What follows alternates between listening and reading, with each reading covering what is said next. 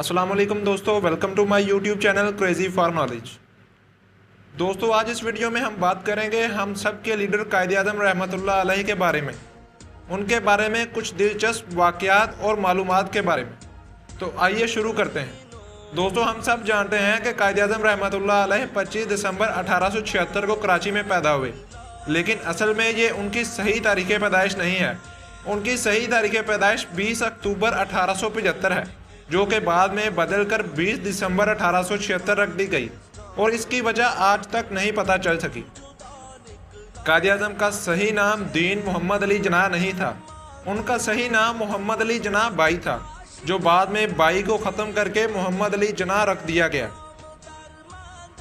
कायद-ए-आज़म की पहली बीवी का नाम ईमा बाई था। उनकी उम्र 14 से 16 साल थी जब उनकी शादी कायद-ए-आज़म रहमतुल्लाह अलैह से हुई थी, लेकिन कायद-ए-आज़म के लंदन जाने के कुछ दिन बाद ही उनकी वफ़ात हो गई और फिर कायद-ए-आज़म ने 1918 में लंदन से वापस आकर रतन बाई खातून से शादी की, जिनका नाम बदलकर मरियम जिन्नाह रख दिया गया था और वो एक पारसी घर से ताल्लुक़ रखती थी। कायद-ए-आज़म और मरियम जिन्नाह की एक बेटी भी है जिनका नाम दीना वाडिया है, जो कि 15 अगस्त 1919 को पैदा हुई। जब पाकिस्तान को आज़ादी मिली तो उनकी उम्र 28 साल थी।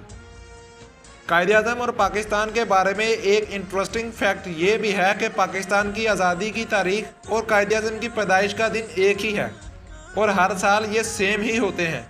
जैसे कि इस साल 14 अगस्त मंगल को आ रही है और कायद-ए-आज़म की पैदाइश 25 दिसंबर को है, जो कि मंगल का ही दिन है। कायद-ए-आज़म के पास तकरीबन 200 से ज़्यादा सूट थे, जिसे वो मुख्तलिफ औकात में पहनते थे और उन्होंने कभी एक टाई दोबारा नहीं पहनी। कायद-ए-आज़म रहमतुल्लाह अलैह के बारे में मशहूर है, एक बार वो रेलगाड़ी में सफ़र कर रहे थे तो उनके नाक़दीन ने रेलगाड़ी के डिब्बे में एक लड़की को चढ़ा दिया, जो कि जाकर कायद-ए-आज़म के पास बैठ गई। कुछ देर बाद उस लड़की ने अपने कंधे का कपड़ा फाड़ा और शोर मचा दिया। कायद-ए-आज़म मेरे साथ नाजेबा सलूक करने की कोशिश कर रहे हैं। इस पर कायद-ए-आज़म ने फरमाया कि ये लड़की झूठ बोल रही है, क्योंकि ये अगर सच बोल रही होती और अगर मैंने इसके साथ कुछ गलत किया होता तो मेरे सिगार की राख हाथ से गिर चुकी होती, जबकि ये अपनी जगह पर ही मौजूद है। हाजिर दिमागी में तो कायद-ए-आज़म का कोई जवाब ही नहीं।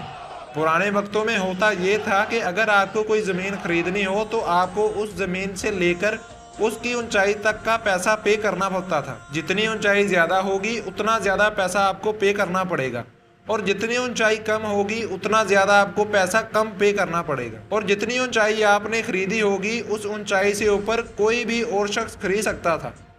एक मरतबा कुछ लोग कायद-ए-आज़म के पास आए और उन्होंने कायद-ए-आज़म को अपना मसला बताया। उन्होंने कहा कि हमने कुछ ज़मीन खरीदी है जो कि मस्जिद के लिए है, जिसकी ऊंचाई 12 फुट है।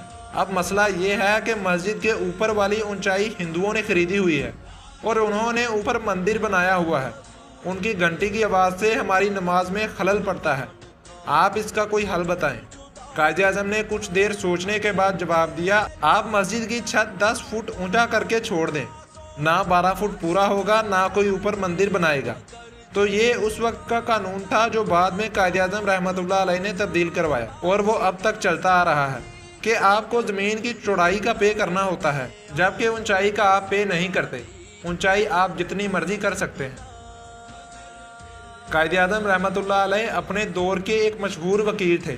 एक मरतबा एक औरत उनके पास आई और कहा कि मेरे बेटे को कोर्ट ने फांसी का ऑर्डर दिया है, जबकि वो बेकसूर है और मैं जानती हूँ कि आप ही वो वाहिद शख्स हैं जो उसको बचा सकते हैं और बराए मेहरबानी मेरी मदद करें। क्योंकि कायद-ए-आज़म बहुत मशहूर वकील थे तो उनकी फ़ीस काफ़ी ज़्यादा थी। तो उस औरत ने कहा, मैं अपनी फ़ीस पे नहीं कर सकती। तो कायद-ए-आज़म ने कहा, मैं तुम्हारा केस स्टडी करूँगा। अगर मुझे लगा कि तुम्हारा बेटा वाकई बेकसूर है तो मैं तुमसे 1 रुपया भी नहीं लूँगा। कायद-ए-आज़म ने सारा केस स्टडी किया और पाया कि उस औरत का बेटा बिल्कुल बेकसूर है।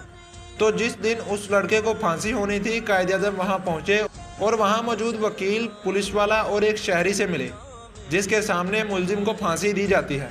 कायद-ए-आज़म ने फरमाया कि ये क्या कर रहे हो? उन्होंने कहा कि इसको फांसी के आर्डर हैं, लिहाजा इसको फांसी दी जा रही है। कायद-ए-आज़म ने फरमाया कि नहीं, इनको फांसी के आर्डर नहीं हैं। केस में लिखा है कि हैंग हिम, यानी लटका दो। इस पर यह नहीं लिखा कि इसे मार दो। तो अगर तुमने इसे लटका कर मार दिया तो मैं तुम पर केस कर दूंगा। और इस तरह वो पहला शख्स था जो फांसी से बच गया, क्योंकि उसको लटका कर उतार लिया गया था सिर्फ और सिर्फ कायदे आज़म की वजह से।